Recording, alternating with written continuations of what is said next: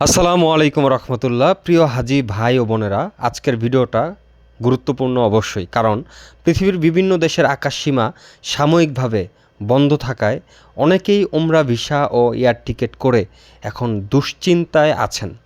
অনেকে আমাকে মেসেজ করছেন, ভাই আমরা তো সব রেডি, এখন কি হবে? প্রথম কথা, শান্ত থাকুন। আল্লাহর ঘরের নিয়ত কখনো নষ্ট হয় না, ইনশাআল্লাহ। হাদিসে আছে, নিয়ত অনুযায়ী আমল।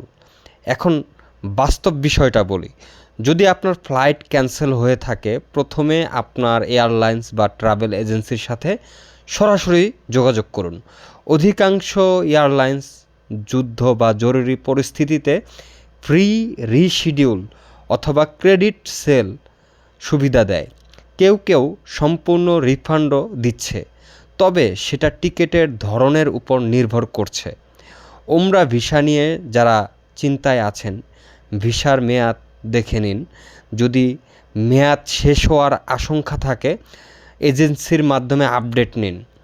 অনেক সময় পরিস্থিতি বিবেচনায় এক্সটেনশন বা নতুন ভিসা প্রসেসে সহযোগিতা করা হয়।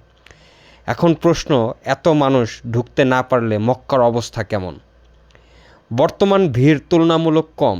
হারাম শরীফে নিয়মিত নামাজ, তাওয়াফ সব কিছু স্বাভাবিকভাবেই চলছে, কিন্তু আন্তর্জাতিক ফ্লাইট কম থাকায় বাহিরের হাজিদের সংখ্যা কিছুটা কমেছে। এটাই বাস্তবতা।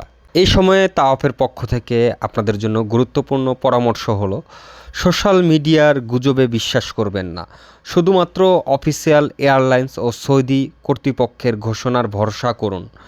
যাদের ভ্রমণ খুব জরুরি নয়, পরিস্থিতি স্থিতিশীল না হওয়া পর্যন্ত অপেক্ষা করাই উত্তম। আপনার টাকা, ভিসা ও টিকিট সংক্রান্ত সব কাগজপত্র সুরক্ষিত রাখুন। মনে রাখবেন, আল্লাহর ঘরে যাওয়ার ডাক কেউ বন্ধ করতে পারে না।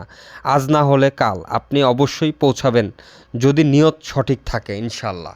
এই ভিডিওটি শেয়ার করুন, যেন যারা দুশ্চিন্তায় আছেন তারা সঠিক তথ্য পান। কমেন্টে লিখুন আপনার ফ্লাইট কোন তারিখে ছিল, আমরা চেষ্টা করব গাইড করার।